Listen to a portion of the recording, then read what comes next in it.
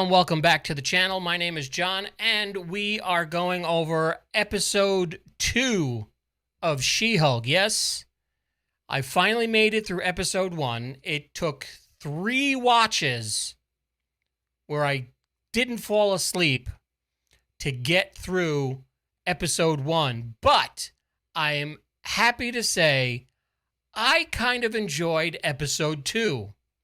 It was 23 minutes long. Didn't have time to take a nap because it was so short. And it kind of had a good premise. I kind of liked the way that they worked in Abomination. You know, I felt, well, basically the way the episode opens up is, you know, Jennifer gets canned for turning into a Hulk and saving everybody from, I don't know, the tiger lady or whatever her name is, Tatiana, the influencer of death.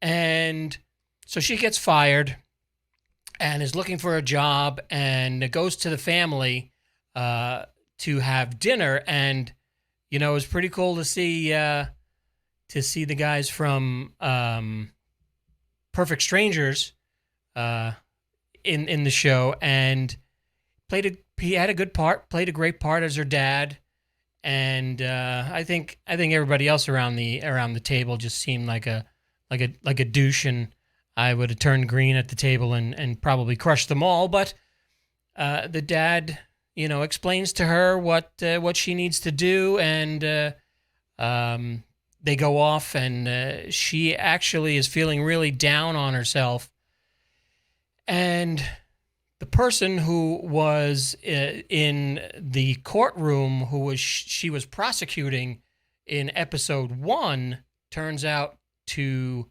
run the superhero division of his law firm, and hires her to be She-Hulk in court. She doesn't like it, of course, because I got to use my brain, and I didn't go to school and rack up hundreds of $1,000s in debt to become a She-Hulk lawyer. But you got to do what you got to do, and she decides to take the job.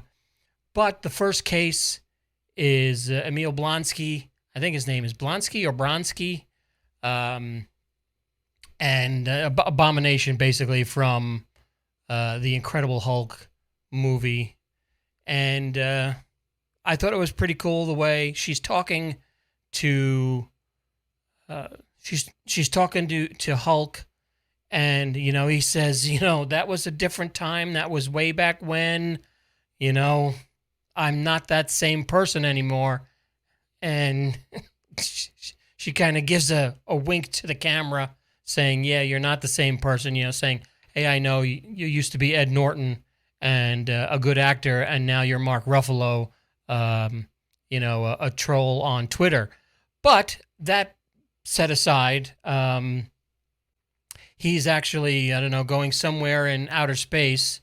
So hopefully we won't have to put up with Mark Ruffalo until maybe the end of the I think it's 9 episodes, and we won't see him for a while. And he's on an Uber out to Sakaar and taken off. So she goes and sees Abomination, who was, I gotta say, I felt sorry for the guy. He did, you know, it was a great performance, and so touching that he, you know, actually thought he was going to be the new Captain America when he took the super soldier serum, and Hulk was the bad guy destroying the town. And, you know, he thought he was going to be the guy that was going to be the superhero and be loved by everybody. But it turns out that you know what happened in Incredible Hulk. And you know, all in all, a good episode, a good stepping stone to episode 3. And it kind of jumps back in time, so I'm guessing that this series is taking place before. Is it Spider-Man where Abomination was fighting in the cage match? And I can't remember if that was oh, that must have been Spider-Man.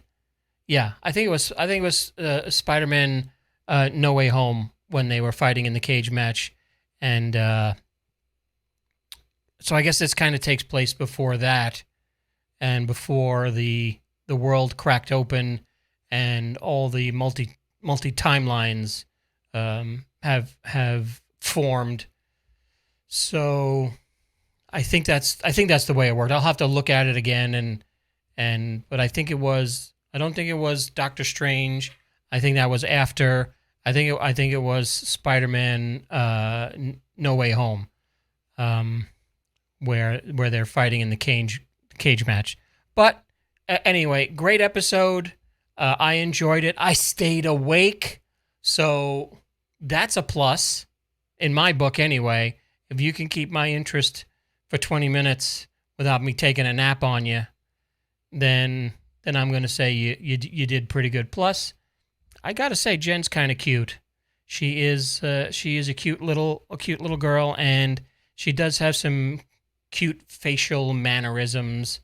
I wish the CGI was a little bit better. It's kind of poor.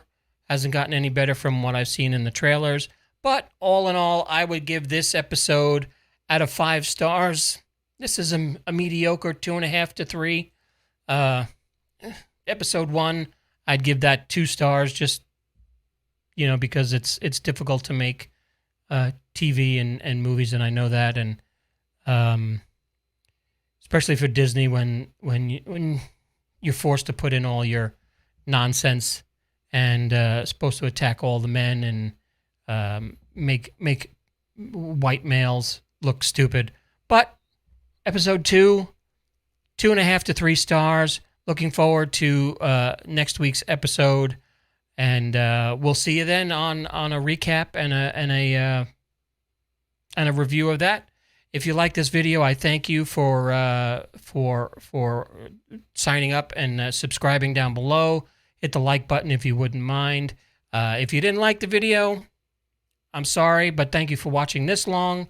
I really appreciate every one of you out there has the time to take 7 to 10 minutes out of your busy day, and I appreciate it. Thank you very much. We will talk to you soon on the Geek and I podcast. Coming up is Retro Expo here in Dallas. That is in November. Head on over to the Collector Zone channel. Jeff has moved. He is now in Houston, and he has a ton of collectible stores in Houston. Brand new episodes of Jeff Dickinson visits over on the Collector Zone. You'll see the link in the description below. Again, like and subscribe. We really appreciate it. It's good for the algorithm. Throw me a thumbs up if you wouldn't mind.